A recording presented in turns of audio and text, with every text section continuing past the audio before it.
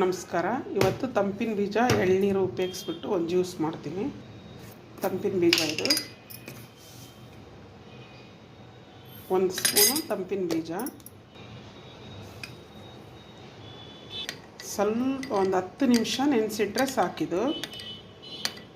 ಎಳ್ನೀರು ಓಪನ್ ಮಾಡ್ಕೊಂಡಿದ್ದೀನಿ. ನೋಡೊಂದು ಬೌಲ್ಗೆ ಹಾಕ್ಕೊಳ್ಳೋಣ, ಗ್ಲಾಸ್ಗೆ ಹಾಕ್ಕೊಳ್ಳೋಣ. ಎಳ್ನೀರು ಗ್ಲಾಸ್ಗೆ ಹಾಕ್ಕೊಂಡಿದ್ದೀನಿ. ನೋಡಿ, ತಂಪಿನ ಬೀಜ ಹಾಕ್ತಾಯಿದ್ದೀನಿ. ಎಳ್ನೀರು ಒಳಗಡೆ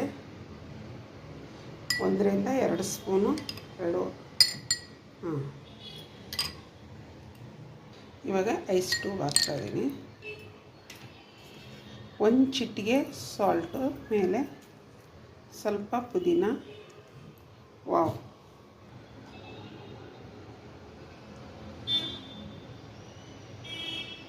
ಸೂಪರಾಗಿ ರೆಡಿಯಾಗಿದೆ ನೋಡಿ. ಸಖತ್ತಾಗಿ